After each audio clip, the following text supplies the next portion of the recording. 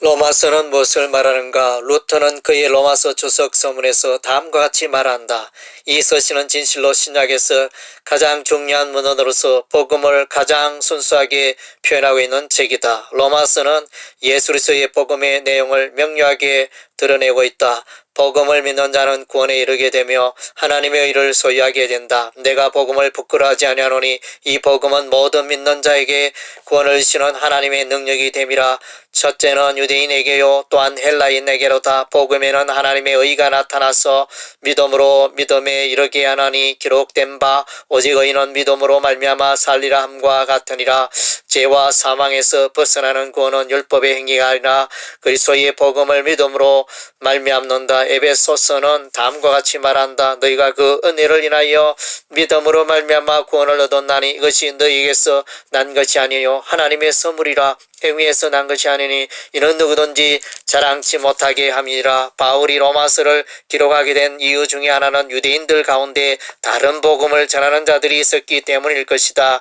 바울의 1차 전도여행 때 비시디아 안디옥과 이고니온과 루스라에서 그가 전하는 이신 징의의 복음을 대적하는 자들이 일어나 방해를 하였다. 모세의 법대로 할례를 받지 아니하면 능히 구원을 받지 못하리라며 바울이 전하는 이신 징의의 복음을 방해하는 자들이 일어났기에 이를 해결하기 위하여 사도들과 장로들의 회의가 예루살렘에서 열렸다.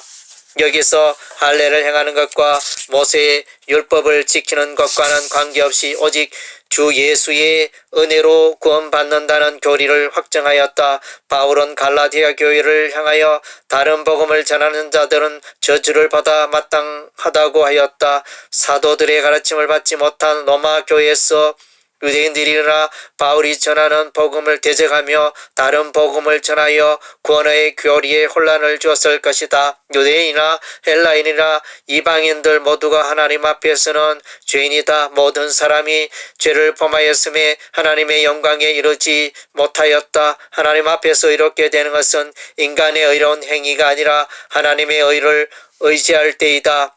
이제는 율법에 의해 하나님의 한 의가 나타났으니 율법과 선지자들에게 증거를 받은 것이라. 곧 예수 그리스도를 믿음으로 말미암아 모든 믿는 자에게 미치는 하나님의 의인이 차별이 없느니라.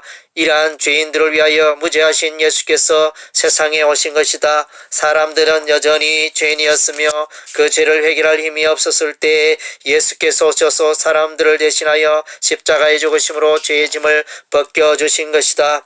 그리스도의 십자가의 피를 믿음으로 얻는 이신 징의의 구원의 복음에 대하여 여전히 의문을 제시하는 자들이 있다. 로마서 4장에는 아브라함이 등장하는데 그가 하나님을 믿음으로 얻게 된 것은 자기 행위와 상관없는 전적인 하나님의 은혜였다. 아브라함의 믿음의 원리는 오늘날 우리에게도 동일하게 적용이 된다. 그러므로 믿음으로 말미암는 자는 믿음이 있는 아브라함과 함께 복을 받느니라. 이방인들은 믿음으로 의에 이르고 이스라엘은 율법의 행위를 의지하다가 의에 이르지 못하였다. 사람이 어렵게 되는 것은 예수의 십자가 죽음과 부활을 믿을 때이다. 내가 만일 내 입으로 예수를 주로 신하며 또 하나님께서 그를 죽은 자 가운데서 살리신 것을 내 마음에 믿으면 구원을 얻으니 사람이 마음으로 믿어 의에 이르고 입으로 신하여 구원에 이르니라. 예수를 믿어 어렵게 된 사람일지라도 여전히 죄의 영향에 의해서 자유롭지 못하다.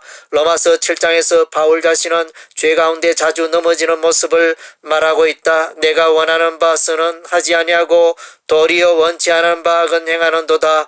바울은 자신의 거룩한 삶의 실패의 원인은 자기 속에 가는 죄라고 하였다. 바울은 때로는 죄의 법을 따라 살기도 하고 때로는 하나님의 법을 따라 살기도 하였다. 그리고 수시로 다가오는 죄의 영향력을 이기지 못하는 자신의 무능하고 초라한 모습을 발견하고서 하나님께 긴급한 도움을 요청한다. 오라 나는 공고한 사람이로다. 이 사망의 몸에서 누가 나를 건져내리라.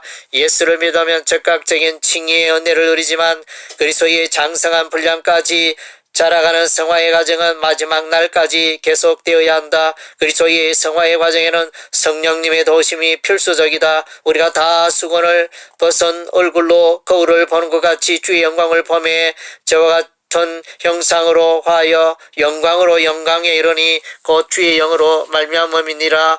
로마서 8장에서는 성령으로 인한 그리스도인의 승리를 말하며 성자 예수님의 중보기도와 성부 하나님의 사랑이 펼쳐져 있다. 삼위 하나님의 견고한 보호와 인도하심 때문에 그리스도인은 세상에서 그 어떤 상황에서도 승리할 수 있다. 이방인의 충만한 수가 구원에 참여할 때까지 이스라엘이 얼마나 의존하게 지낸다. 이스라엘이 완악하여 그리스도의 복음을 거절할 때 오히려 이방인들이 복음으로 말미암아 구원의 은혜에 참여한다. 돌감람나무의 이방인들이 참 감람나무인 이스라엘의 가지로 접붙임되었다. 구원에 관하여는 먼저 된 자가 나중되고 나중된 자가 먼저 되기도 한다. 아브라함의 혈통을 이어받은 모든 후손들이 반드시 구원에 참여하는 것은 아니다. 육신의 자녀가 아니라 약속의 자녀가 구원에 참여한다.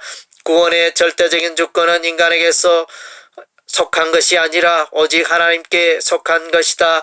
로마서 12장부터는 그리스도인의 합당한 삶의 모습을 열거한다. 그리스도인은 이 세대를 본받지 않으려고 예수 안에서 변화되어 새로운 삶을 살아야 한다. 거룩과 사랑과 국가 질서, 존중과 교회나 사회에서 약자를 배려한 삶을 살아야 한다. 그리스도 안에서 이렇게 된 자는 반드시 하나님 보시기에 합당한 삶의 열매를 맺게 된다. 그 열매는 그리스도인에게 있어서 당연한 결과이지만 그것이 결단코 구원의 기준이 될 수는 없다. 로마서는 구원에 관하여 예정과 소명과 칭의와 성화와 영화의 과정으로 설명하고 있다. 로마서는 교회에 서고 넘어짐의 교리라 할 수 있는 이신 칭의의 복음을 논리적으로 전가하고 있다.